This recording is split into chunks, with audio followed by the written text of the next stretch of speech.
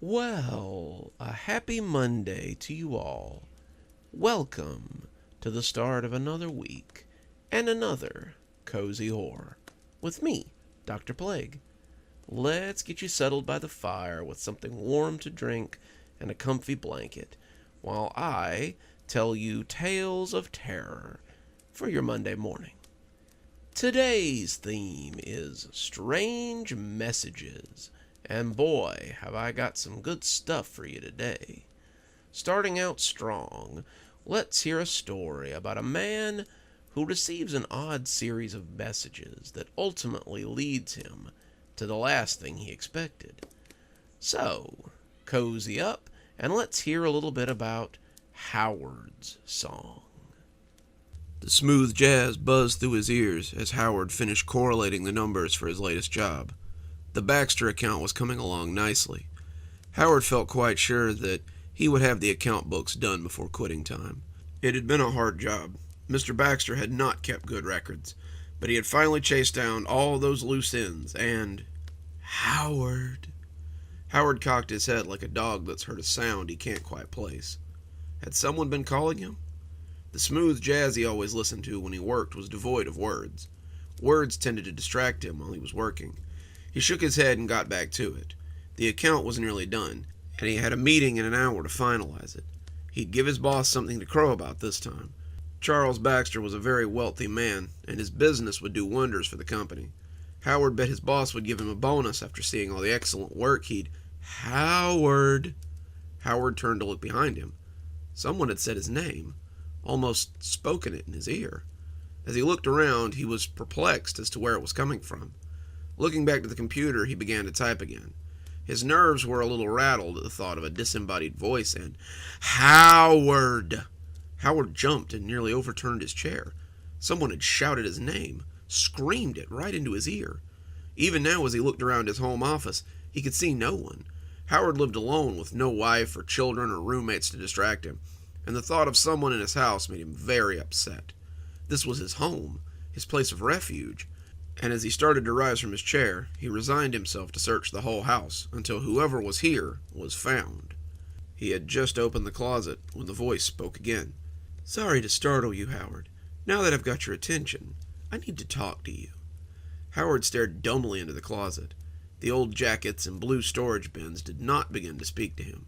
No one sprang from concealment either to admit to the disturbance, and he came to realize that the voice was not coming from the house.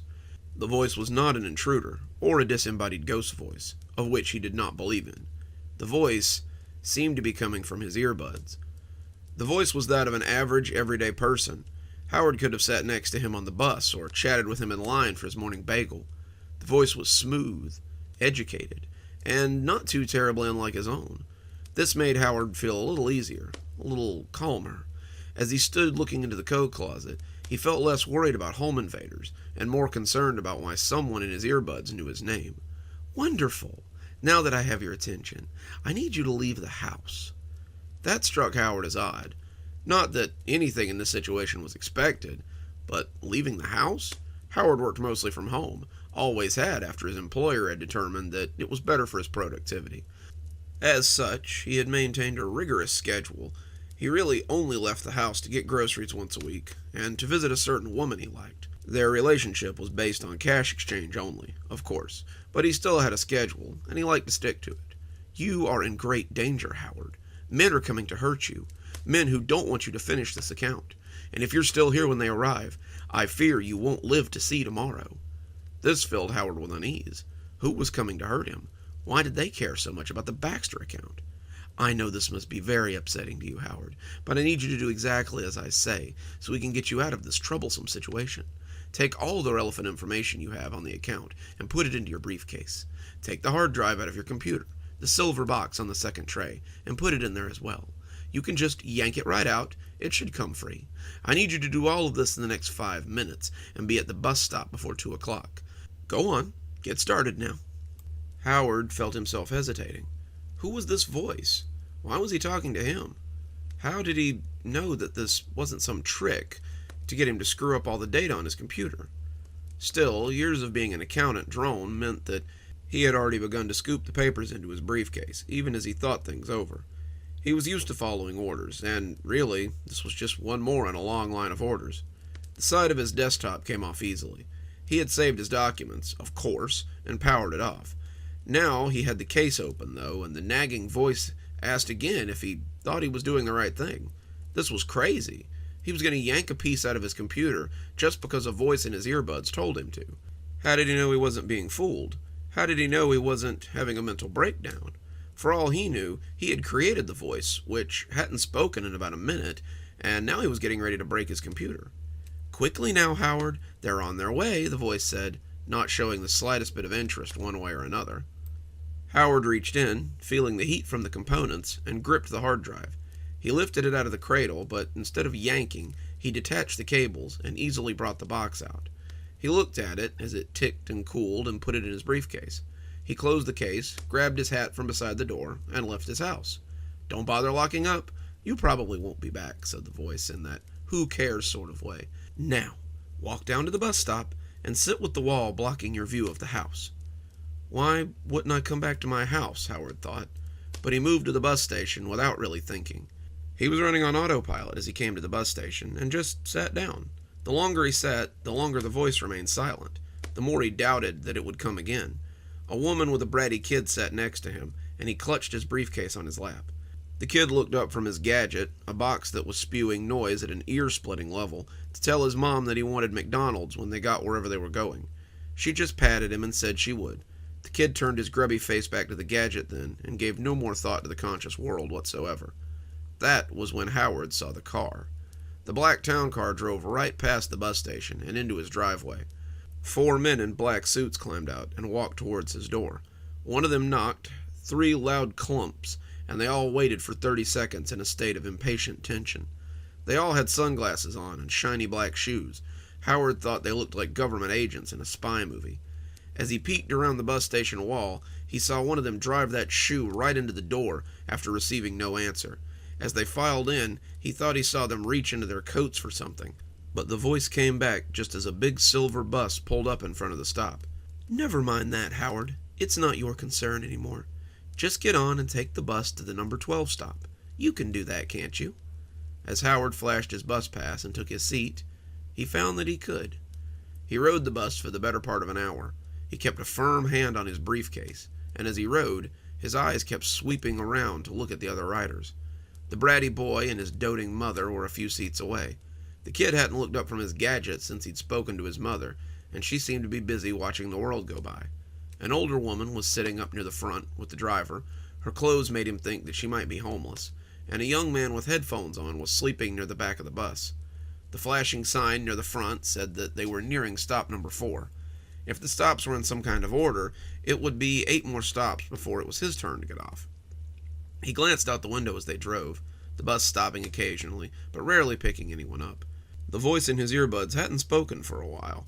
He was again beginning to wonder if he'd made the whole thing up. Here he was, on a bus, with his work and his hard drive in a briefcase like some kind of spy. Maybe he had been working too hard. Maybe his boss was right, and he really did need to take some time off.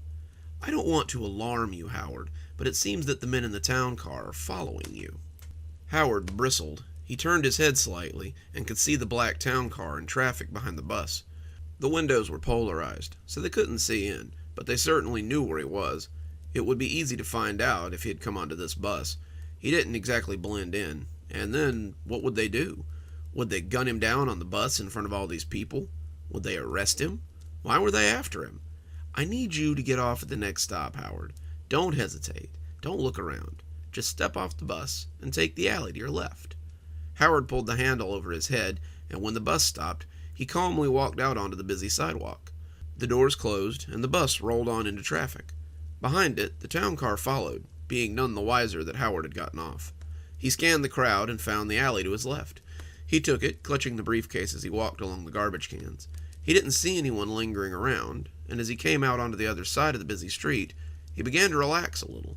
There were no black town cars waiting for him, and that gave him some small amount of reassurance. "Now, cross the street and take the next alley to the number 12 stop. There will be a taxi waiting for you there. Take it to your destination." Howard glanced around, unsure until he finally saw the alley. It sat between an Italian restaurant and a computer repair store. Howard could see the large green dumpster that took up most of the lane, and knew it would be a squeeze to get around it. He started across the busy street, and was met by the sounds of horns honking and people cursing. He hurried across like a frightened rabbit, and made the alley before the screeching tires had stopped. The alley was awash with graffiti and the old smells of pasta. Someone had hung some band poster on the wall, but it did little to add to the place's charm. The dumpster was a stinking edifice of green and chrome. Howard was no dainty flower, but he shimmied around it with very little problem. He winced when his stomach rubbed against the filthy dumpster, but he was clear a moment later, and nearly out of the alley. "Stop," the voice said, and suddenly Howard was against the wall. He made himself as small as he could, and saw the black town car pull up next to the bus stop. "Don't move. Just be still, and they won't see you," said the oily voice in his ear. The man who had kicked in his door stepped out of the car. He bulged in his suit, a mountain of muscles, and Howard had little trouble believing that that man so easily booted in his door. He stepped out and walked to the bus stop. The bus Howard had departed, pulling up and offloading the few passengers. He looked hard at the mother and the brat, the child sticking his tongue out at him, and at the old lady who shuffled up the street. The bull stepped onto the bus and looked around, exchanging words with the driver before climbing off. He and the man in a taxi had another conversation, his town car blocking the sidewalk, which ended with the taxi honking and cursing and speeding away. The town car left a few seconds later, and Howard breathed a sigh of relief. A new taxi pulled up a minute later, and the driver asked Howard if his name was Howard Kernst. Howard climbed in, and they pulled into traffic. They drove until they hit the city limits. Howard had expected to go uptown to one of the glass edifices that marked the government buildings or the high-scale holdings. He had expected to be greeted by a man in a suit who would tell him that he had done well and explain all this. Instead, they drove into the desert. The driver didn't speak, he just drove. Howard was becoming nervous. The men in the town car had been one thing, but what if the man in the earpiece was worse? He tested the door and found that it was locked. He checked the windows and found that they wouldn't open. He tapped on the glass, but the man behind the wheel ignored him. "Patience, Howard," the man soothed. "All your questions will be answered soon." Howard settled a little, but as they drove deeper into the desert, he began to wonder what was happening. Howard was just an accountant, a great accountant, but still an accountant. Things like this didn't happen when you were just an accountant. You might get a paper cut or stub your toe on an average day, but certainly not get yourself involved in clandestine conspiracies or life-or-death struggles. Hell, the files he had from the Baxter account weren't even that interesting. Baxter owed a lot of money to the government, had a lot of back taxes, but Howard had managed to clear that up. His orders had been to make the problem go away, and he had. When the car stopped, Howard was jerked out of his contemplation. They had stopped outside a rundown gas station in the middle of nowhere. Howard must have been wool-gathering for longer than he thought, because the sun was dipping low in the sky behind said station, and the afternoon was beginning to sink into evening. A sensible black sedan was parked in front of the gas station, and as they approached, a man opened the door for Howard and ushered him out. The man was wearing a black suit, much like Howard's pursuers, and his sunglasses reflected Howard's scared face back at him as he climbed from the taxi. The taxi driver accepted an envelope from the man, neither speaking a word, and the cab pulled away, leaving Howard and the man standing in front of this rundown gas station. "Right this way, Mr. Kernst," said the man, and the two walked towards the station. It was a tatty thing, gas pumps gone all brown and flaky, the glass crashed out in the windows, a single spindle rack spinning sluggishly in the wind, with a single bloated magazine on it. Howard had seen 1,000 of them in his time, utterly forgettable, and he feared to die in a place like this and become as forgotten as the old station. The thought was sudden, but he couldn't get it loose as soon as he had thought it. He was like a dog who's finally caught his tail and now can't let it go again. Howard was suddenly sure that this would be the place he died. The two walked around the back of the station, and there was a man in a folding chair, a beach umbrella covering him from the sun. He was dressed in a white suit, little blue piping roaming up the jacket. He had a fat, jolly face, hair the color of snow, and a pair of sunglasses with some reflective lenses Howard had become used to seeing. He smiled when he saw Howard, and the smile was genuine and warm. He pulled an earpiece out as they approached, and spread his pudgy arms wide as though to hug him. "At last, Mr. Kernst, at last you've arrived. May I call you Howard? It seems silly to rest on formalities after we've been through so much." Howard didn't trust him from the instant he opened his mouth until the end of his life. The man had a showy way of speaking, like a carnival barker or a snake oil salesman. He was the kind of man who turned everything into a Shakespearean presentation. He thought himself a showman, but really, he was just dramatic for the sake of drama. Howard hated people like that. The man seemed to pick up on some of his distaste. I imagine you have a dozen questions, maybe 24, and I want to answer them all, but I fear we don't have time. The biggest question I assume you have is why these men are chasing you, yes? Howard nodded a little sullenly. Well, the answer is quite simple. The men are, of course, my own. Yours? Howard asked, perplexed. Of course. You see, if you had something I wanted, and there was no sense of urgency, you might start to ask questions. You might question the voice that suddenly popped into your head. You might not have come all this way into the desert on my order if I hadn't made the stakes a little high for you. He pulled a cigarette out of a silver case he had in his jacket, and Howard flinched when he saw the case come free. For half a second, he had seen a small silver handgun come out of that jacket, and he knew his life was about to end. The man flipped the case closed, but offered it to Howard before he put it away. Howard declined, and the man slid it back into his pocket with the same disappointment. The man who had escorted him from the taxi stepped close, flicking an expensive lighter and holding it to the end of the cigarette. Howard considered running into the desert while he was occupied. Catching a bullet in the back, however, did not seem much better than dying right here. Now then, I imagine you'd like to know why I went to all this trouble to get the papers you have in your briefcase. Well, that's a little more complicated. You see, Charles Baxter has made some very important people very angry. He's made enemies out of the kind of men who don't really get mad. They get even. And in 22 hours, he will cease to exist forever. He will be erased from life, erased from memory, and erased from time. Howard gaped. Who was this guy? How exactly did you go about erasing someone from time? Charles Baxter was a fat cat around here, probably one of the most prominent businessmen in 3 states, but surely he was small potatoes in the grand scheme of things, right? So, as you can see, it's very inopportune for you to have files that prove this man existed at all. Charles Baxter is already dead. His associates are, as we speak, being ferreted out. You, Howard, are the last loose end we need to tie up. But why kill me just for having this information? The man shrugged noncommittally. Because it's easier than having you reprogrammed. At the end of the day, you're an unmarried accountant whose absence will go unremarked.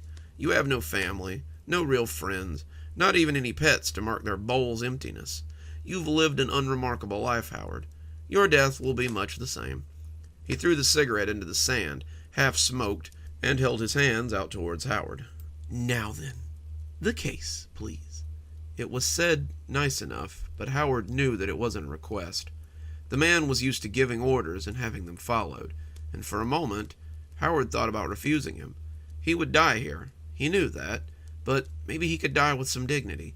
Perhaps he could die having fought against something that didn't seem right. He held onto the case for a few seconds, not sure what he meant to do with it, but in the end, he found himself handing the case to the man under the umbrella. At the end of the day, he was just an accountant after all. The man accepted the case, smiling, and this time the hand that came out of the suit coat did contain a small silver handgun. Thank you, Howard. You've been very helpful. The gun went off, and Harold felt the slug enter his body. It burned for a few seconds, then he felt nothing. Howard's life ended in much the same way he had lived it, without much fuss. So if you start hearing strange voices on the radio, remember, it might be best to just change the station. Or, come find more cozy horror, 'cause we'll always point you in the right direction. Let's hear a story next about something that irritates the crap out of me, but I used to be a part of. Let's hear a story about some telemarketers, especially one who calls the wrong house, where they send him a message he can't ignore. I'm not proud of it, but when you receive one of those calls about your car's extended warranty, it's sometimes me. I'm a writer, a published writer, with an agent, a bestseller, and everything. 5 years ago, I was number 3 on several bestseller lists. 5 years ago, Oprah featured my book on her book list. 5 years ago, I sat on Ellen DeGeneres and promoted the crap out of my book, a move that netted me the house I now live in. It was a good year for me, and when my agent suggested that I write a sequel, I jumped at the chance. 5 years later, my sequel is finally coming together, but the bills don't stop just because your royalties and your residuals stop rolling in. My wife went back to her job at the grocery store, something to help pay the bills while I was working on my book, but it just wasn't enough. We had lived a little too grandly for the last 4 years, and now the money was gone. I told her I was paying the bills out of the residuals, but in reality, it was the salary I made working call center jobs like this one. Call center jobs are pretty easy, all things considered. You read a script, you call gullible people and offer them goods and services, you rake in little bonuses when you manage to trick the old or the infirm. It also allows me to work from home so I can proofread pages and research chapters while I cold call people in my pajamas. You get a lot of hate, a lot of people playing games, but that kind of thing is easy to ignore. Hell, I did retail for 8 years when I was young, and it's given me a pretty thick skin.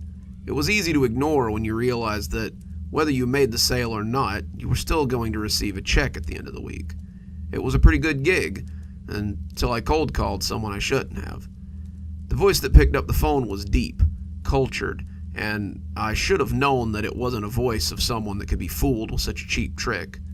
He was the last number on my sheet for the day, and I figured I had nothing to lose. "Yes, Sarah, I'm calling you about your car's extended warranty. Do you still own the 2013 Link? Does this ever actually work?" I stumbled for a moment, choosing to roll on with the script rather than break character. "Lincoln, the warranty is nearing its expiration, and we're offering select customers a... This is the 5th call I've received from your company today, young man." I started to ignore it, like I'd ignored the others, but I figured I'd pick up this time and see what was so important. I see now that the answer was nothing. I tried to stay in character, but it was hard in the face of his frank honesty. "Look, I'm just doing my job, sir. I've got bills to pay and a family to feed, same as you. If you aren't interested, then I'll..." "Oh, a family man!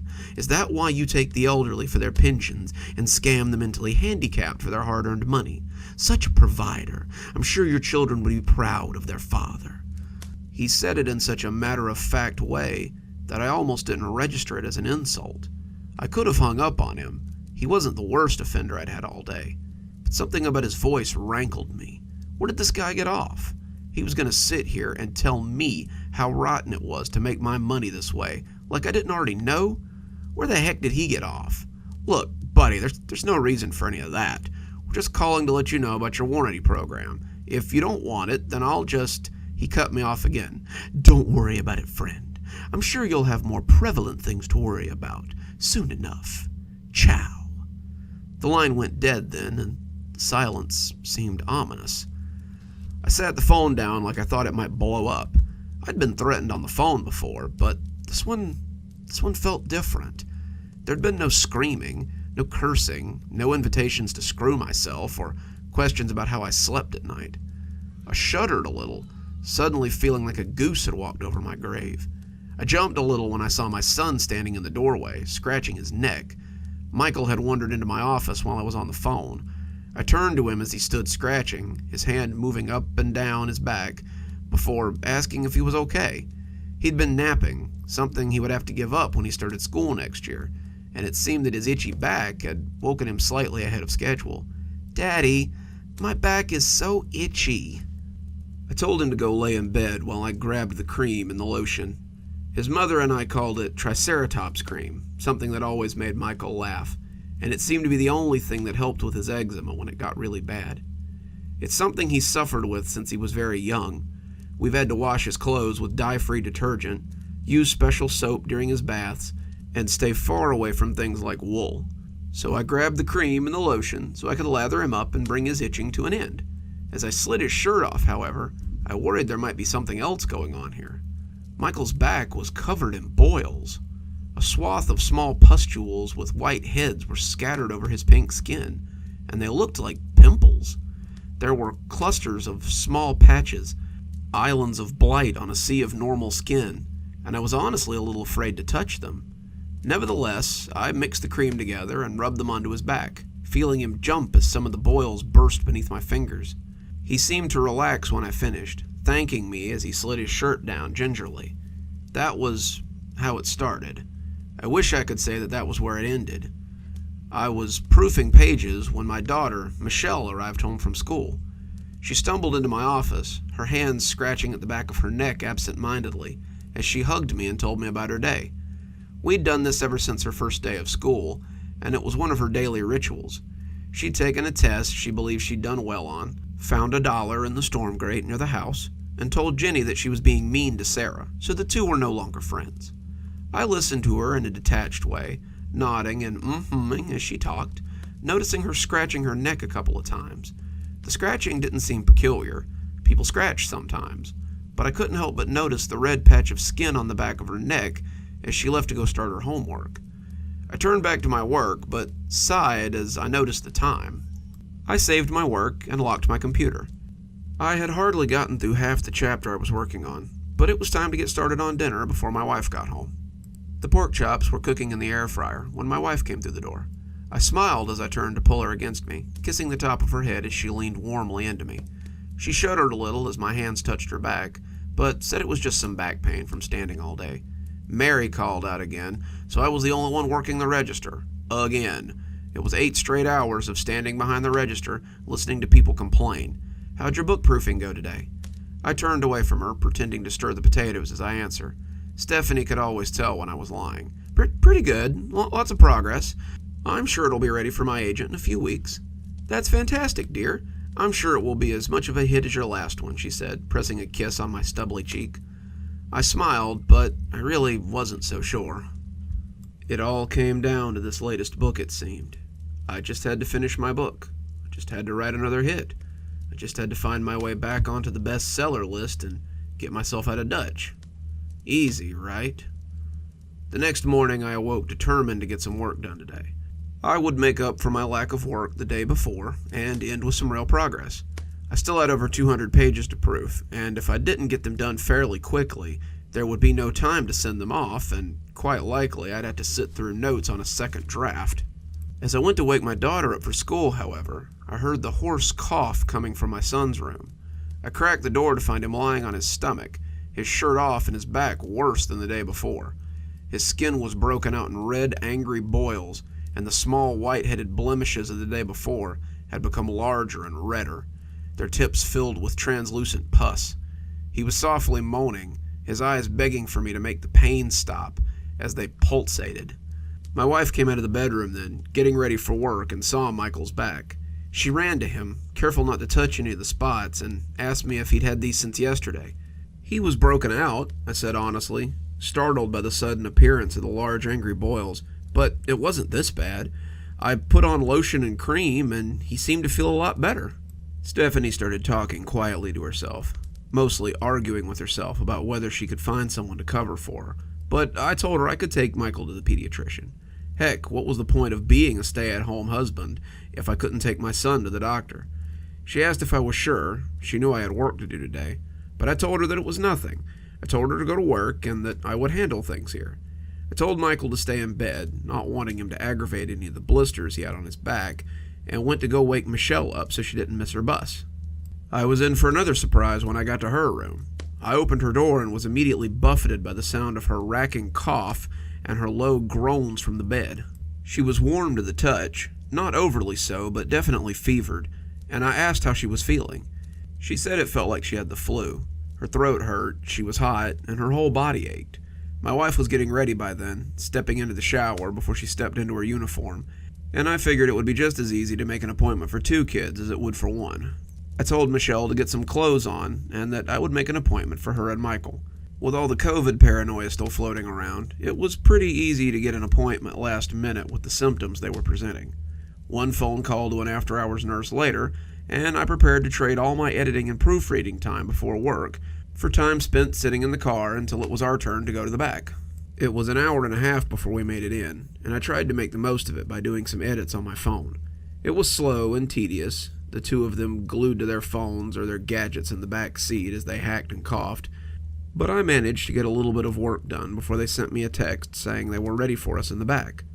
30 minutes later, their pediatrician came back with very little by way of an explanation. Well, they don't have COVID, or the flu, or anything else that I can test for here. What they do have is a high fever, a very wet cough, and troubling boils all over their back. Michelle too, I asked, having not been aware that she was sporting boils as well. Michelle too, she confirmed. Her outbreak isn't as bad as Michael's, but it's getting worse. I'd recommend that you keep them at home until it clears up. Don't touch the sores with your bare hands, and if you happen to by accident, be sure to disinfect your hands with alcohol. Wear gloves and a mask when you interact with them, and go to the hospital if you or your wife start presenting symptoms. I'm hoping it clears up on its own, but if it doesn't in a day or two, you should take them to the hospital anyway. I bundled them back into the car, a handful of prescriptions in my pocket, and called my wife as I went about getting their medications and getting them home.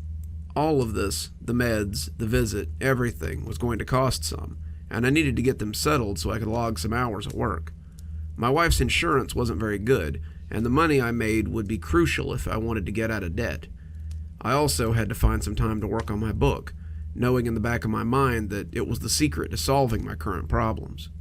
Stephanie picked up on the third ring, and the cough she rumbled into the phone sounded suspiciously like the ones from the back seat.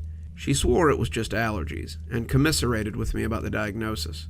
She wished she could be there, but said that she would likely be late this evening. Mary had called out, again, and she was the only one working register today. It was noon before I got everyone medicated, set up in their rooms with lunch and toys and entertainment, and sat down at my computer so I could begin my day. As I took calls and proofed pages, I felt a little bubble of anxiety every time someone picked up the phone. I was still a little rattled by yesterday's call, but all of my calls today seemed normal enough. I actually had 2 people give me their information and buy one of the garbage warranties we offered. I had no idea whether they worked or not, but the company was paying me to make calls, not research their products. In between calls, I peeked in on the kids to make sure they were okay. Michael spent most of the day sleeping, his breath heavy and wet, and Michelle just looked at me whenever I peeked in on her, seeming listless and barely there. I gave them more meds and made sure they had juice and liquids, and kept an eye on their temperatures as I took calls in between my nursing duties. As the sun set, I began to get worried about my wife. She should have been home by now. Should have been home a half an hour ago, and I was just about to call her when I heard the door pop loudly open. She was laid out on the floor of the living room, her coughs deep and wet, her own blemishes peeking from the collar of her work shirt. I took them all to the hospital then, just bundled them into the car and went. The ER didn't know what to make of them, but we've all been quarantined upstairs now as I try to figure out why I haven't gotten sick with the same symptoms as the rest of my family. They are working hard to manage their fevers. All 3 of them are around 103, and they're laid out on their stomachs as their boils have become very fragile. They're afraid that popping them might lead to sepsis, but the longer I look at them, the more intrigued by them I become. I've been sitting in the room for the last few hours, my only company the beeping of their machines, and as I sat next to my wife, I noticed something strange. The boils on her back seemed to be forming a pattern, the swoops almost looking like a picture. I sat stroking her hand, Stephanie groaning in and out of consciousness, and the longer I looked, the more I realized the swoops are words. Moving over to Michael, I can see he has similar words, all picked out in the pustulant boils that mark his baby-fine skin. I brought my phone out and snapped pictures of their backs, the 3 of them requiring a little turning and moving before the messages were visible. I'm sitting here now as I contemplate telling the doctor what I've found. I don't think it'll help, but I don't know what to make of it either. It can't be what I believe it is, but I can't think of any other explanation for the words that I'm reading swirled across the painful backs of my family. The message reads, "I've been trying to reach you about your car's extended warranty." Makes you just want to let that next telemarketing call go to voicemail, doesn't it? Not me. I like to play around with them, but I don't think they enjoy it nearly as much as I do.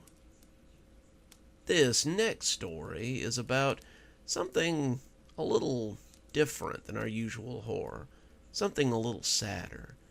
Let's hear a story about saying goodbye about time spent with loved ones, about final thoughts.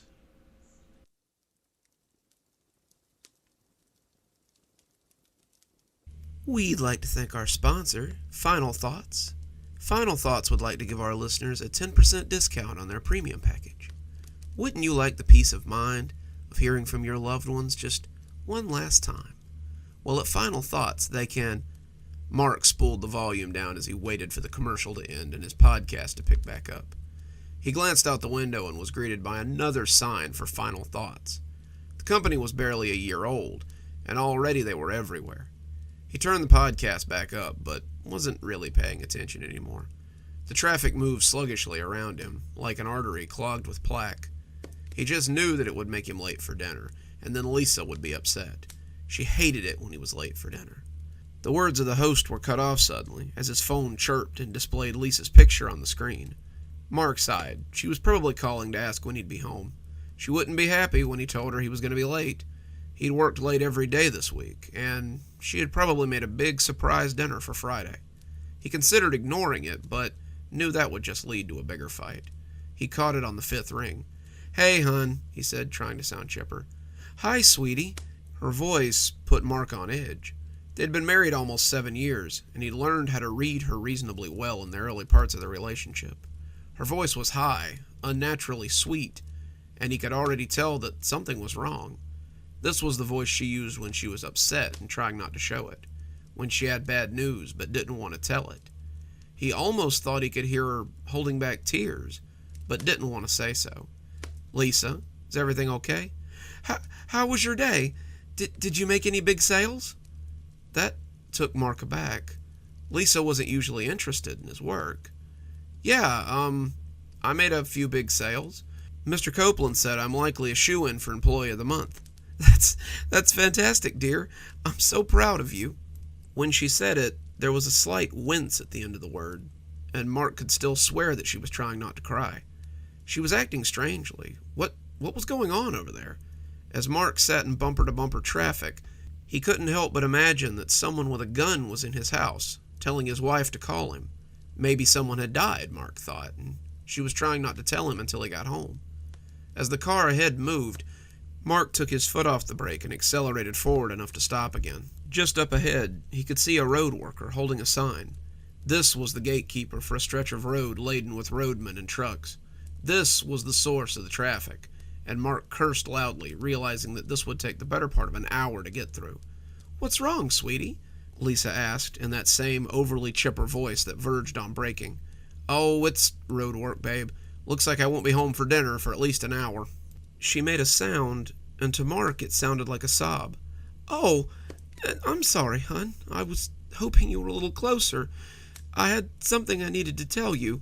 Her words broke apart as she spoke, and Mark was getting kind of worried about what was going on at home. "Lisa, is something wrong? You sound like you're barely able to stop yourself from crying. What's going on?" "I promise you won't get mad. I don't want the last thing I hear to be the sound of you mad." Her words sent a chill through him. "The last thing you hear? What are you talking about?" She paused for a moment, seeming to choose her words carefully before continuing. "Mark, honey, there was an accident." "An accident? What happened?" A car beeped at him, and Mark jittered forward a little bit. He had expected to hear that someone had died, that dinner was burnt, maybe that there was a bill that had come in and it was really bad. He had thought maybe there was a home invader or a kidnapping plot. He had thought of 1,000 different things, but her being hurt was never one of them. Lisa rarely left the house. When she did, it was always to her destination and back again. Lisa's parents had been killed in a car accident about 10 years ago, and it had all but made her a shut-in. "I don't want to talk about it. Can't we just make our last conversation a happy one? I don't want you to remember me like this after I'm gone," she said, finally breaking down. Mark could hear her crying on the other end, and the sound was too much. When the car beeped at him this time, he ignored it. Mark had already stripped off his seatbelt and was climbing out of his vehicle. The driver blared his horn and yelled at him, but Mark didn't care. He was running up the sidewalk, phone pushed against his ear, as he ran for their apartment. His apartment wasn't far from the office, but he always drove because he didn't want to arrive with his suit smelling of sweat in the street. He had always considered the 30 minutes to an hour it took him to get home as his time. Now we just wanted to get home before his wife breathed her last. "What happened, dear? Just keep talking to me." Her voice was becoming weaker, but he craved it like a starving man wants a slice of bread. I was dusting the lights. I dust them every Friday. They get so dirty during the week. I was up on a stepladder, and I guess one of the brackets snapped. I fell and hit my head on the table. I saw the blood on the floor and knew it was bad. I'm sorry, Mark. I'm such a klutz. Don't be sorry, he said as he ran up the street. People moved out of his way or they were knocked aside. A woman fell on the curb and her angry voice followed Mark as he ran. Mark passed a policeman and the man tried to stop him. He juked around him and kept running. His apartment was only 3 blocks away and he knew he could make it. I'm scared, Mark. That gave him a burst of speed. Just hold on. I'm almost there, he huffed as he ran across the street, the sound of horns blaring behind him. I feel cold. Please, stay with me, Lisa, he almost cried, tears dripping down his face onto the phone. He could see their apartment building as it loomed in the distance. The gray facade had never looked better to him, and he knew it was only a block away. He ran flat out, his suit coat billowing behind him, his button-up hanging long around his waist. He looked crazed, but he didn't care. He was going to see her. He was going to save her. He was going to be there for her. Mark, she gasped. Her voice had become as fragile as glass. I'm here, honey. There's an ambulance outside the complex, as well as several police cars. What's going on? Has someone called for help? Why didn't you say so? I just wanted to let you know my time's almost up. His breath hitched in. Don't talk like that. We'll have more time. I see paramedics outside. They must be here for you. No, they've already come and got me, Mark. He stopped as he watched them roll out a gurney with a black bag on it. The bag was zipped up, the contents not moving. The paramedics loaded it into the back of an ambulance and closed the door. They rolled away without ever seeing Mark at all. You're hearing my voice because I signed up for Final Thoughts. I know you don't like them, but I wanted you to have some closure if something ever happened to me. I remember how much it messed me up when my parents died, and I never got to say goodbye. I've only got about a minute left, Mark, but I want to tell you that I love you, and I'll always love you. Mark stood on the sidewalk as the cold numbness rushed over him. He was hearing her voice for the last time. She was already gone, already dead, and now he was listening to the last words she would ever say. This was grisly. It was a joke. How could they put a time limit on how long he could spend with his wife? Mark, she whispered, her voice a thin edge of dandelion fluff. He swallowed his emotion. This was his wife's final moments. He didn't want them to be meaningless. I love you too, Lisa. I've always loved you. Goodbye, Mark. I love you, she whispered. She sounded happy. The line went dead. Makes you really want to go hug your loved ones tight, doesn't it?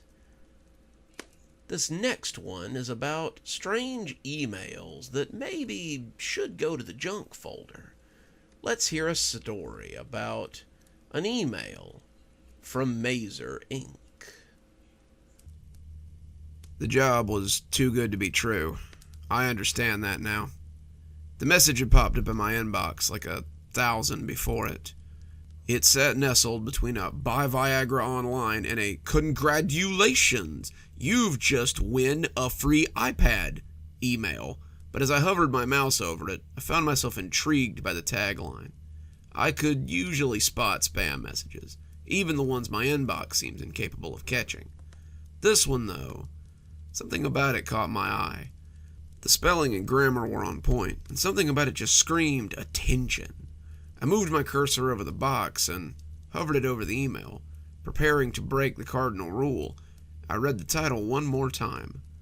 Mazer Inc. seeking subjects for free at-home testing. I clicked it, and a very official-looking email informed me that I had been randomly selected to take part in a clinical trial. The email detailed the parameters for this test, the time frame for the test, and the payment method for completion of the test. The parameters were basically A. Take the required supplement they sent you with breakfast and dinner. B. Sign on and watch a series of videos every day for 2 hours. They would involve color patterns, pictographs, and several other standard mental tests. And C. You wear the required Mazer Ink monitor device while I slept so they could monitor my brain activity and the effects of the supplement. For the price they were quoting, it sounded like a great job. I'd have been a fool not to look into it. I looked the company up online first. It's pretty easy to see which companies are scams these days and which are legit. Mazer Inc. was a publicly traded company, and they did a lot of business in pharmaceuticals and healthcare. They had a few squibs in the news about questionable business practices, but who didn't these days? At the end of the day, they looked on the level, so I applied to their email, thinking I'd never hear back from them again. The return email came a few hours later, thanking me for agreeing to the trial and saying they would ship out my initial package and my initial payment the same day. 3 days later, there was a brown cardboard box on my front doorstep from Mazer Inc., the logo stamped prominently across the side of the box. I hadn't expected it so soon, but the extra money was a nice bonus. Most of my work has been from home these days, and the little bit of it that I was getting was barely keeping the lights on and the rent paid. COVID was still making working in an office difficult, and in these troubled times, every little bit helped. I opened the box and found 8 bottles of something called NeuroBoost. They came in standard 120 capsule bottles and looked perfectly normal, just like something you'd buy at CVS. The monitor turned out to be something similar to an Apple Watch. It had a shiny black band and a smart little face that displayed heart rate, blood pressure, and other general health statistics. I slipped it on, but was confused when I didn't see anywhere to charge it. I shrugged, figuring maybe the internal batteries would last a while. There was also a check stapled to a set of instructions telling me how to get onto the Mazer Inc. website so that I could take my daily mandatory testing. For the amount they were paying, it seemed like a pretty sweet deal if all I had to do was watch a few videos and take some pills and watch the movies for 2 hours a day. When I got up the next morning, there was a bright display on the front of the watch reminding me to take my pills and do my training. So I got up and made some breakfast, took my pills, and got ready for my day. The pills were oily and gave me some fairly rancid burps, but they weren't too bad. When the watch reminded me at noon that I needed to take my training for the day, I sat down at my computer and got to it. The videos were mostly a series of color patterns, flashing in quick succession, as well as a series of brain games that had me doing math or solving puzzles. I guess the pills were supposed to boost my cognitive functions, and I wanted to see if it had affected my scores on the games as badly as the text did. If it did, I couldn't tell. And after my mandatory 2 hours, I closed it up and opened my work folder to see if there was anything new from the office. For the next couple of weeks, everything was fine. I took my pills twice a day, did my mandatory testing, and wore my armband religiously. I found that I liked having it on after a while. It was very comfortable, and being able to glance down and look at my vitals was kind of nice. I've never really had the money for fancy tech, so having something that sort of looked like fancy tech was nice. At the time, I would have told you everything was fine for about the first 2 weeks. But after a few days, I began to notice some strange things around my apartment.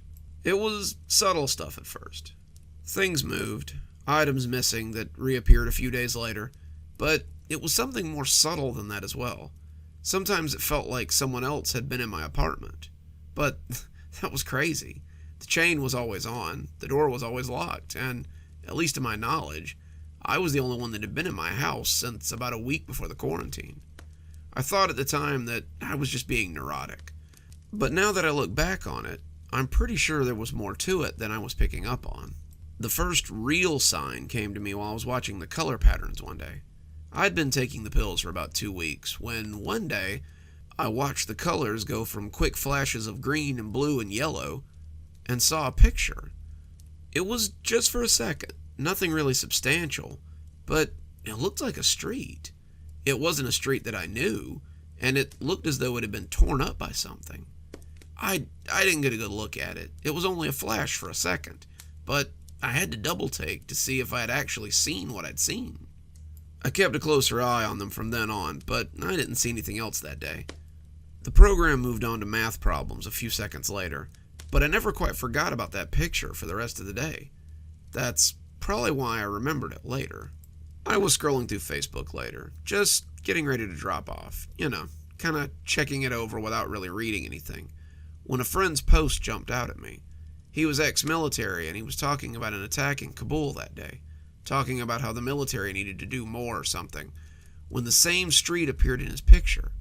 It had been the site of a bombing, and the street was destroyed, just as I'd seen it earlier.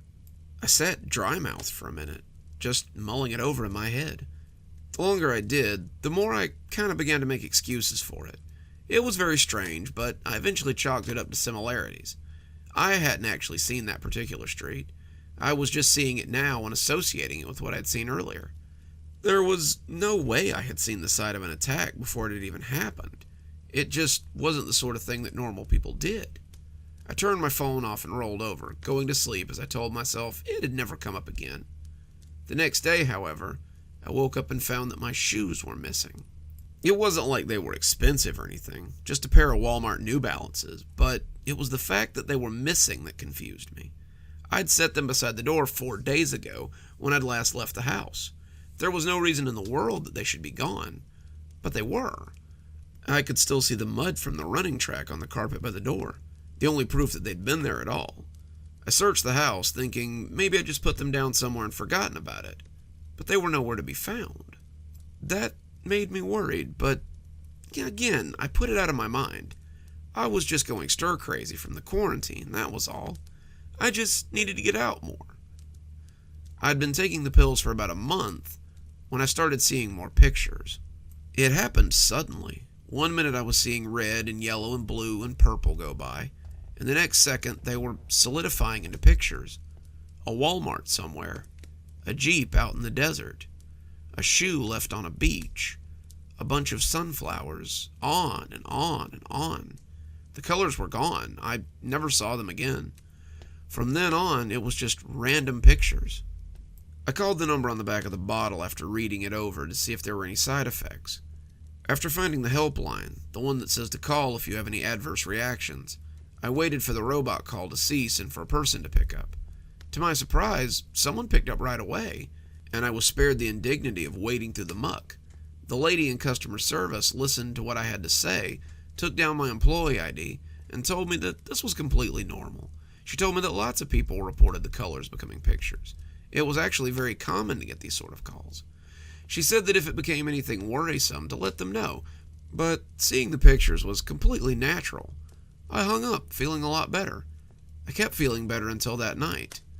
Until I woke up in the middle of my living room with no earthly idea how I'd gotten there. I had my hand wrapped around the doorknob, and I was fully dressed in jeans and a t-shirt. I was wearing a pair of black boots that I didn't recognize, and I had my car keys in my hand. I'd clearly been going somewhere, but I had no memory of deciding to leave. I'd been getting ready for bed the last I remembered, easing under the covers and just getting snug down for the evening. I remembered falling asleep, though I clearly didn't remember waking back up. I sat up for the rest of the night, a cup of coffee in hand to make sure that I didn't try to slip off and sleepwalk somewhere. I had never had a history of sleepwalking, but I'd heard that people could pick it up later in life. Sleep dressing yourself and sleep driving were something I'd never heard of, but I suppose anything was possible. That day I went out and bought a stopper to put under the door. I bought a flipper lock and installed it myself. I would have put a second deadbolt on as well if I hadn't rented the apartment. I thought if I made it more difficult for myself to leave, I might not sleepwalk outside. If I wanted to blunder around my apartment, that was one thing. Going out with no memory of the outside was another, especially if I'd been intending to drive. I had been taking the pills for about 2 months at this point, but I never equated them to what was going on. I think maybe I just didn't want to. I liked the way they made me feel, and I especially liked the extra money I was getting every month for taking them. Some of the pictures I'd been seeing had come up again. The shoe on the beach had turned out to be a little card from a plane crash over Spain. The Walmart had been celebrating its 20-year anniversary when someone had driven a car through the festivities. I had stopped really looking for them anywhere. I didn't really want to know what they were. I had my own problems to worry about. I'd woken up several times since the first night, standing in different rooms and having no clue how I'd gotten there. I woke up in the kitchen, toast burning in the toaster. I shook awake in the shower, fully clothed as the water fell over me. I came to on the floor of my living room with my legs under the couch, and I awoke several times as I fumbled at the lock on my apartment. Whatever was happening to me, my body seemed to be trying to keep me from hurting myself, and for that I was pretty grateful. I think my body knew the pills were doing something strange to me, but my brain was trying its best to justify the actions. It seemed like my brain might be keeping secrets from the rest of us, secrets that I would find out pretty soon. Then one day, I woke up somewhere different. I woke up as I was standing in a factory, preparing to break a tank full of cloudy liquid with a fire axe. I dropped the axe that I'd been preparing to shatter the glass with and looked around in confusion. Where the hell was I? How had I gotten here? I looked around and could see other people causing general destruction as well, but they didn't seem to have come to like I had. They were destroying lab equipment, factory equipment, and anything else they could get their hands on. They were like a group of mindless ants, swarming over everything they couldn't destroy themselves and wrecking it with sheer numbers. I didn't understand what was going on, but I knew I had to get the hell out of there. No one came to stop me as I ran, so I took off and didn't stop running till I was outside. Turned out I was actually somewhere I knew. I'd been inside the Terminus Chemical Building. I'd seen the building many times from the freeway, but I'd never actually been inside it. I had a vague idea of what they did, medical research or chemical trials or something, but I couldn't have told you why I'd been there destroying things. I started moving, making my way for the freeway, and when I got there I managed to thumb a ride and get back to the general vicinity of my apartment. It was the middle of the night when I got out of the building, and the sun was just starting to get up when I got home. For the next 3 days I stayed inside and strapped myself into bed every night. I stopped taking the pills and stopped logging onto the website for my daily training. It appeared that I might have lost my monitor while I was busily destroying the factory, but I was honestly glad to have it off me. My phone rang a few times from unlisted phone numbers, but I never picked them up. I was done taking their drugs and being their guinea pig, if that's all I was. On the third day, someone knocked on the door. After a few minutes of peeking through the peephole, I opened it slowly and glanced mousily through the crack. The monitor was on the front mat, sitting like a bomb on the rough fibers. On top was a note, my name written on the back of a folded Polaroid. I reached for it, not wanting it, but needing to see it. The picture was no grainy Polaroid, but a highly detailed photo of me as I smashed a tank of cloudy liquid with the axe I'd swung that night. On the picture was a little caption that read, "Can you see any colors in this picture? Take your pills, do your training, put on your monitor, and get back to work, lest we send this picture to the police and let them know what you've been up to on your nightly excursions." One more story for you, and I promise I've saved a doozy for last. This next one is about a fellow working a strange job in a research facility when he gets a message from beyond his world. So, the next time you hear a strange song, maybe it's best to just skip it. Let's hear a story about boots, boots, boots, moving up and down again. F01, sending. I counted to 5, and when nothing came back, I scrubbed a line through it. No contact. F02, sending. I sent the packet, counted to 5. When nothing came back, I scrubbed a line through it. No contact. F03.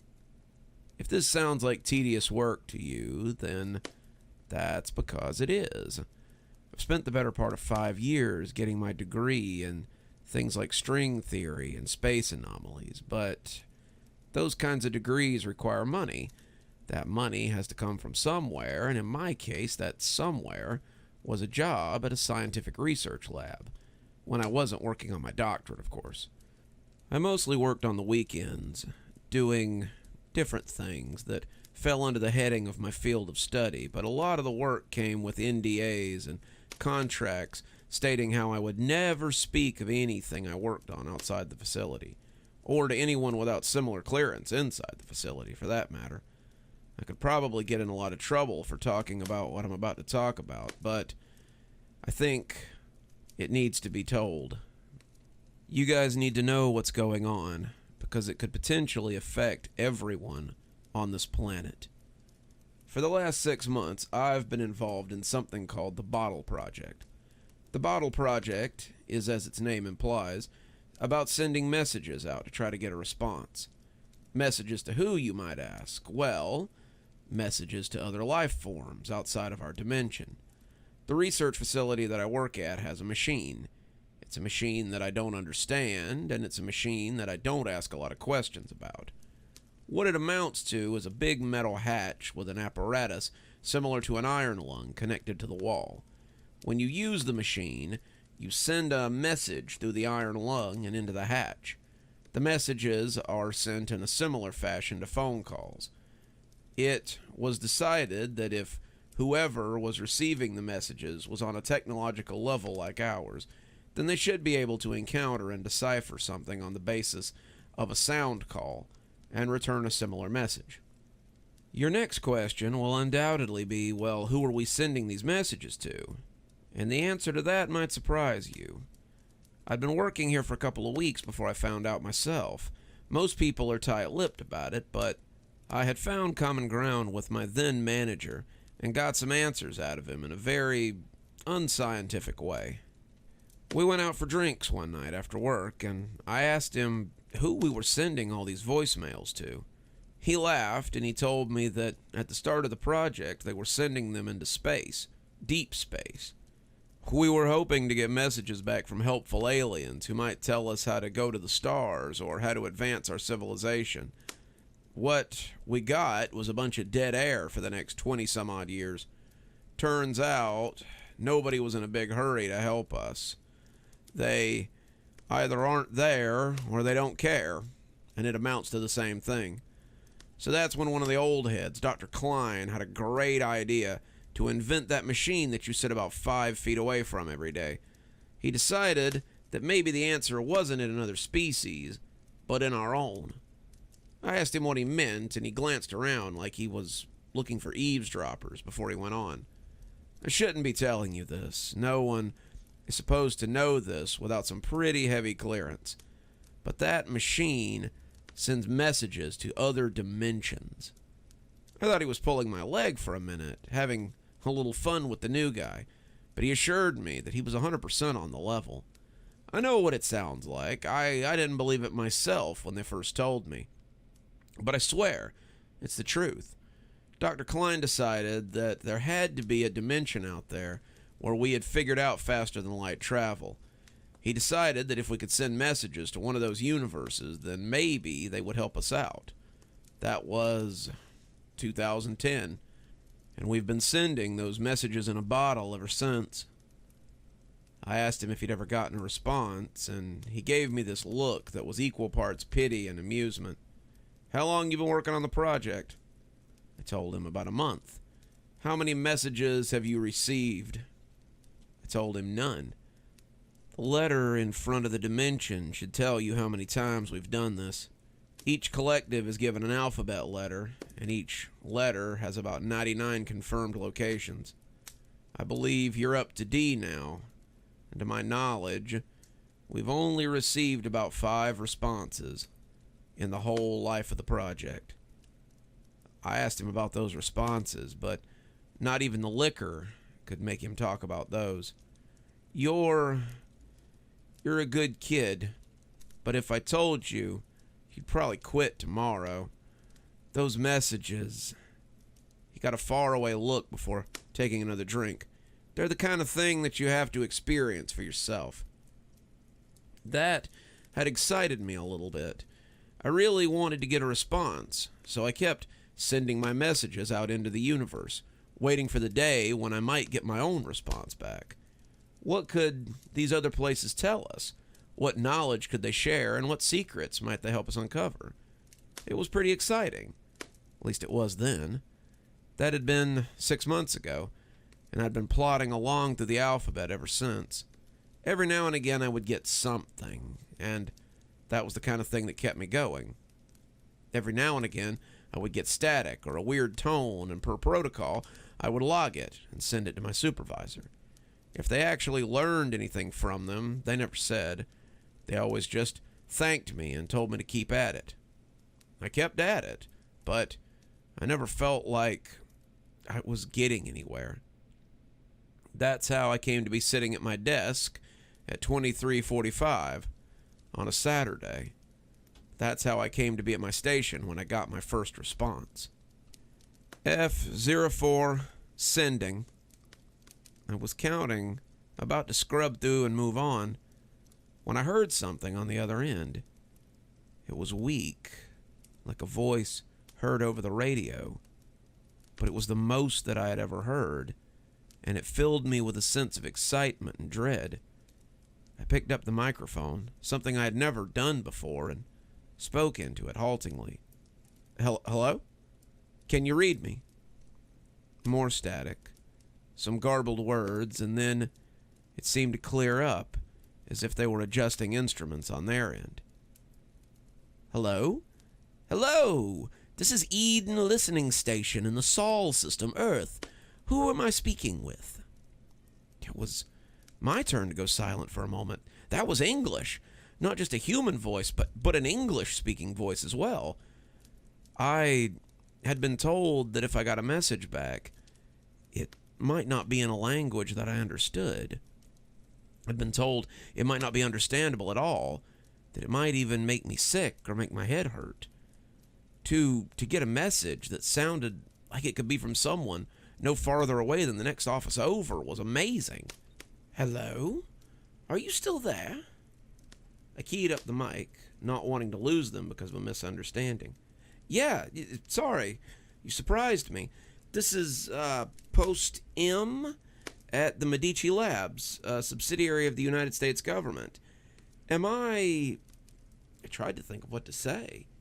Am I speaking with someone from a different dimension? The voice on the other end sounded amused. I could ask you the same question.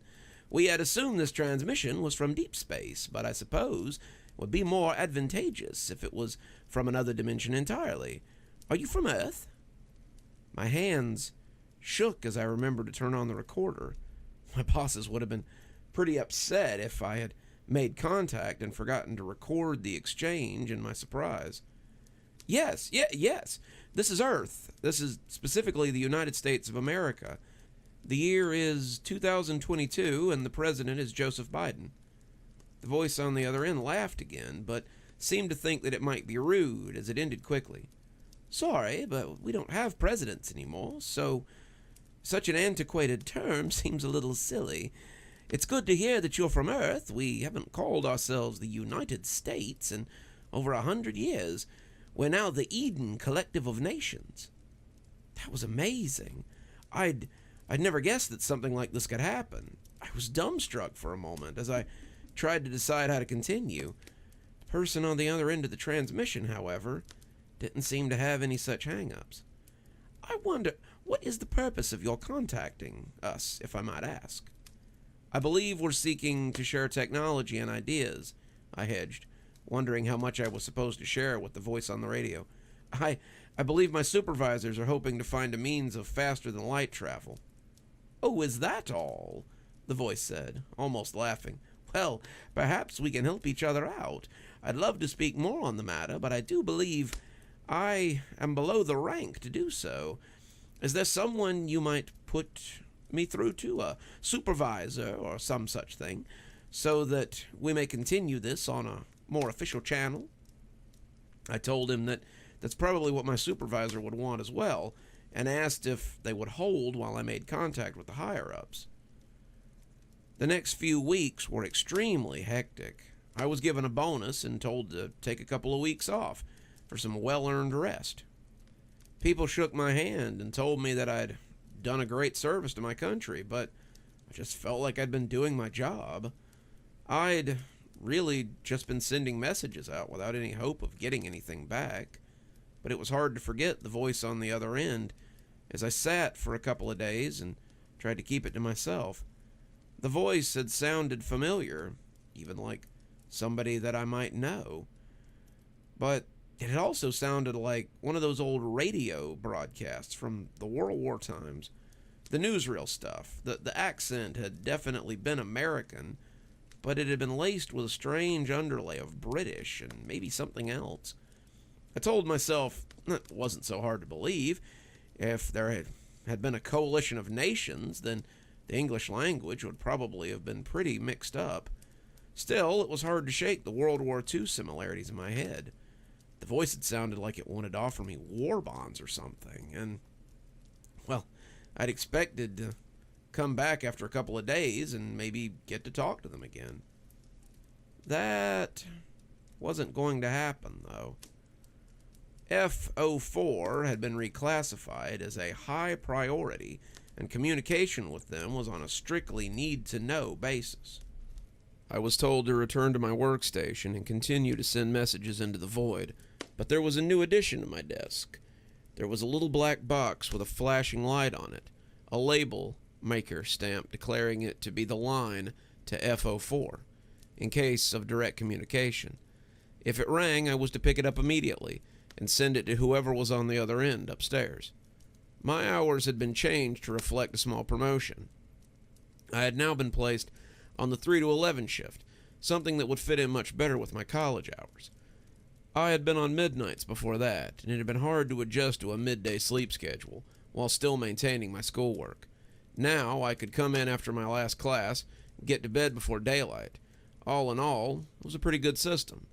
And so, I got back to work, started hunting for another signal. I started sending out messages to the rest of F. Whoever had been doing it while I was away was up to F89, and I fell back into the general expectation of short bursts of static or nothing at all. I kept hoping for another voice on the other end, but as the first shift went on, I began to wonder if I'd ever find another return message. It was about 9:30, and I'd been thinking about getting off soon, when suddenly, the F4 phone began to chirp. My current supervisor was very different from the red-faced man I'd drunk with. He had said that if it had happened, I was to pick it up immediately and transfer it upstairs. I picked it up, preparing to send the call to the higher-ups, but before I could tell them to hold on and that I was transferring them, I heard something strange on the other end. There was no plummy war bond salesman on the end of this call, and what I heard got my neck hairs up a bit. It was mechanical, though the voice was human enough to make me wonder. The cadence, however, was too perfect to be anything but a machine. But who could really say? Boots, boots, boots, boots, moving up and down again. There's no discharge in the war. Hello? I said, thinking perhaps I'd crossed the signal somewhere. Just a minute while I transfer you upstairs. If there was actually someone on the other end, they didn't say anything. They just kept repeating whatever it was they were reading from. Don't, don't, don't, don't. Look at what's in front of you. I asked again if they needed something, but they just kept right on, going on with the poem or message or whatever it was. The cadence made it sound like a military march, something that Marines might step to as they went about their physical training. And again, the hairs on the back of my neck lifted up. I'd heard it before. It was something old that I couldn't place. And as I listened, it went on. Men, men, men, men, men go mad with watching them. Boots, boots, boots, boots, moving up and down again. There's no discharge in the war.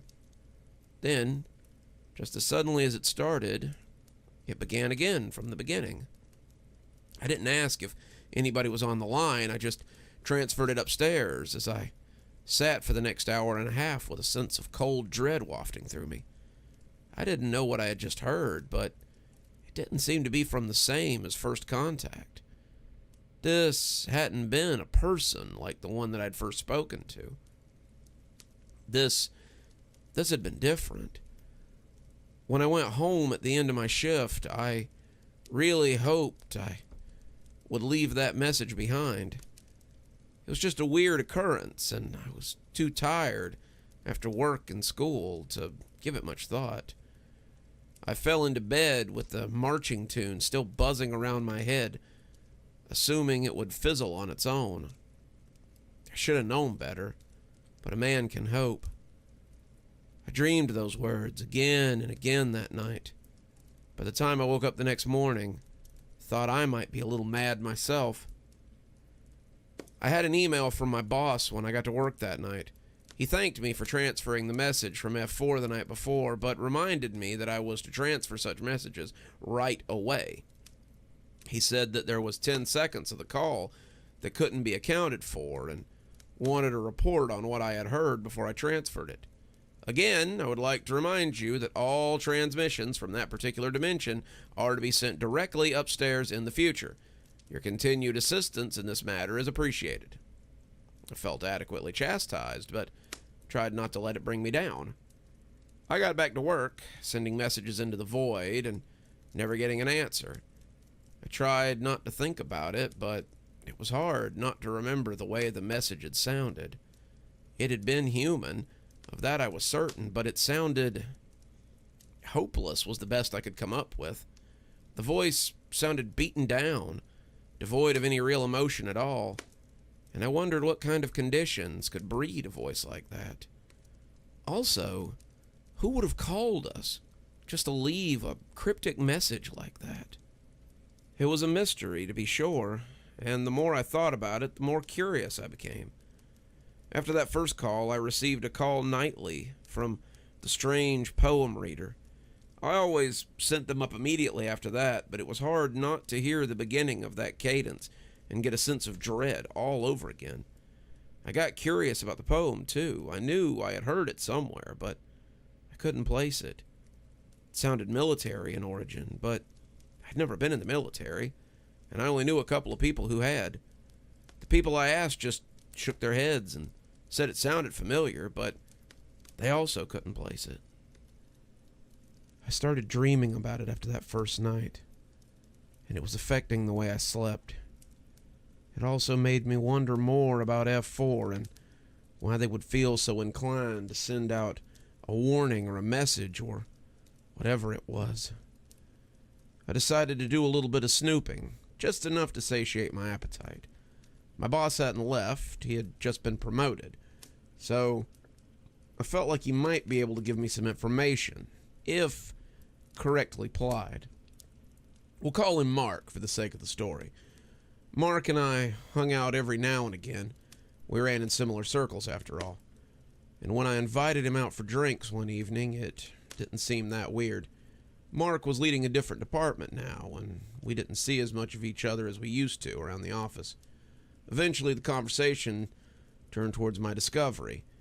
I was glad he had steered it in that direction. It would have looked bad if I'd done it myself. It wouldn't have felt like I was doing something right. It would have felt like I was leading him into a trap. "It's not every day that you make first contact," he said jokingly. "True," I said as I took a sip of Dutch courage, "but I'd give a week's pay to know what they've been talking about with the supervisors. I think about it sometimes, you know, the voice of the man on the other end, and I wonder what they're like."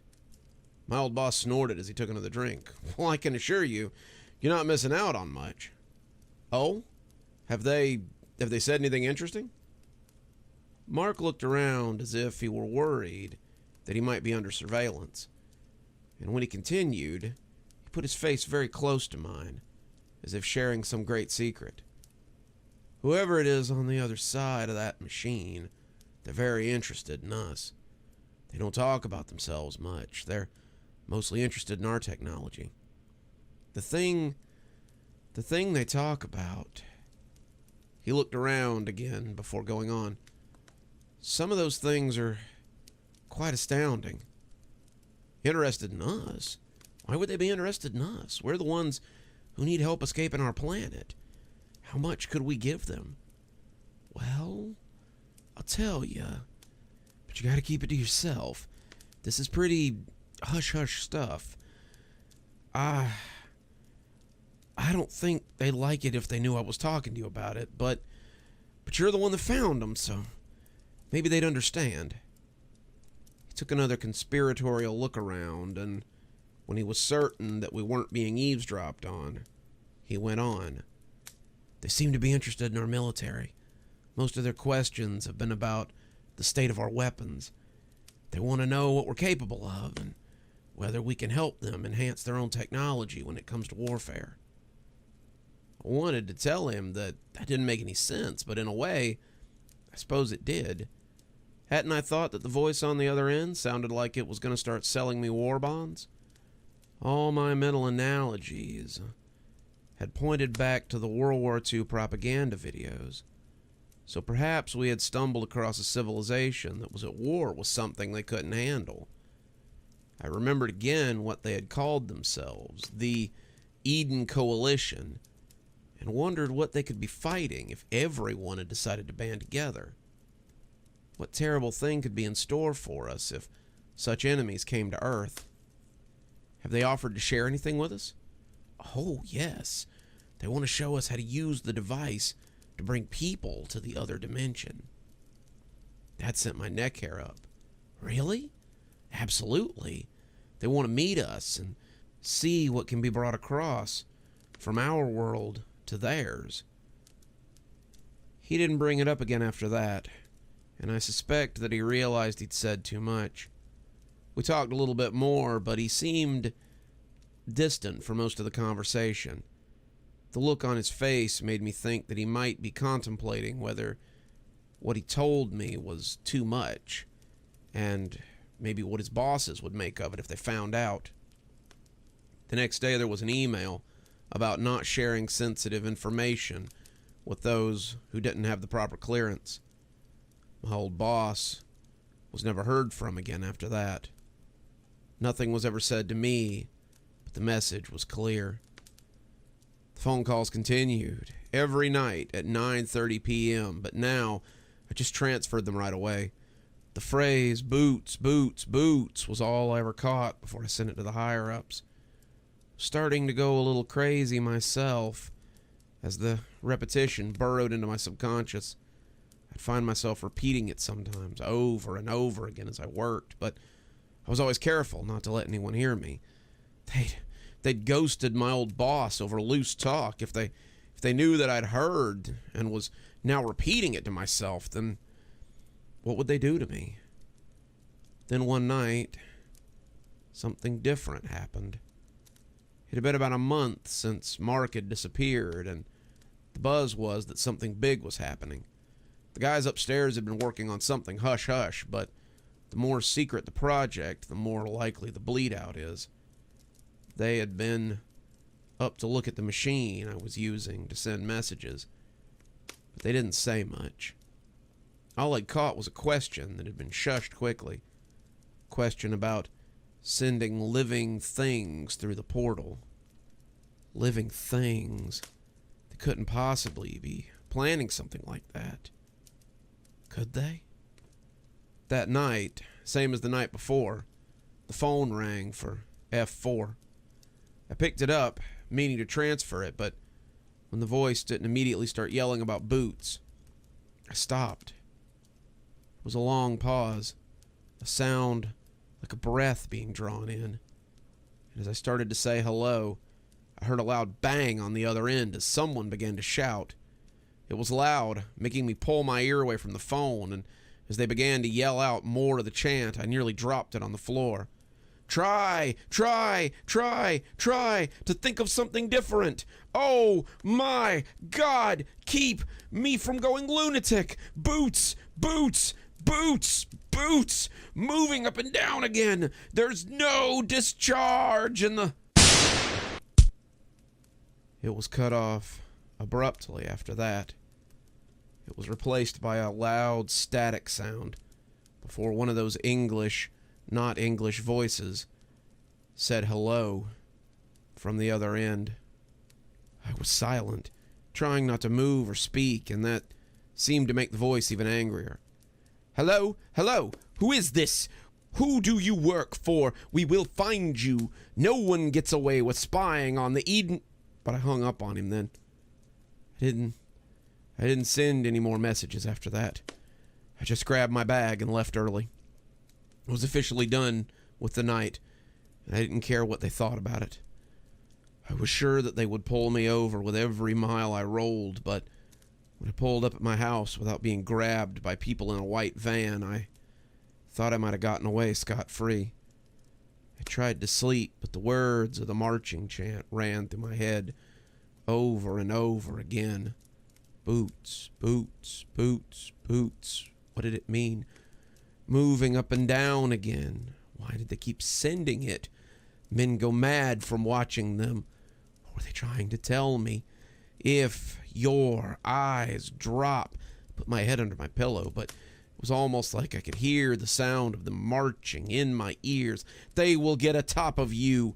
I looked at my phone when it started to ring, peeking at it as it buzzed ominously. Try. There's only one person that could be calling me this late at night to think of something different. They'd found me missing and were looking for me. Worse, they knew I'd listened to the phone call. What would they do to me? This was a government contract. I could be arrested for treason, sent to Leavenworth, or just vanished like my old boss. They had my address. They could just come get me. Oh my God, keep. I reached for the phone with shaky hands, knowing it wouldn't make any difference, whether I picked it up or not. Me from going lunatic. Hello, I said, wetting my lips. Mr. Starn, it's Medici Labs. We need you to come back to the facility. Something's come up, and we need to speak with you urgently. Boots, boots, boots, boots. I shook my head, trying to squash the chant. Very well, let me get dressed, and I'll be on my way, and there's a car waiting outside for you. It's a black town car. It'll be parked on the curve. Please hurry, Mr. Starn. Dr. Klein is very interested to speak with you. I hung up the phone, shaking a little as I got dressed. I'm writing this down before they take me. I don't know if I'll ever come back again, but I know I can't listen to that voice chant about boots anymore. Whatever's going on in that universe, whatever the Eden Coalition is doing, it isn't good. I pray I come back from this, but I fear I might find out firsthand what those marching boots look like. Perhaps that's where they've been sending the people they disappear. Perhaps I'll find out for myself what it's like in F-04. And just like that, our tales are at an end yet again. But don't fret. I'm sure we'll have many more great stories ahead of us here on Cozy Horror. Until then, this is Dr. Plague, wishing you a wonderful day and a spooky evening.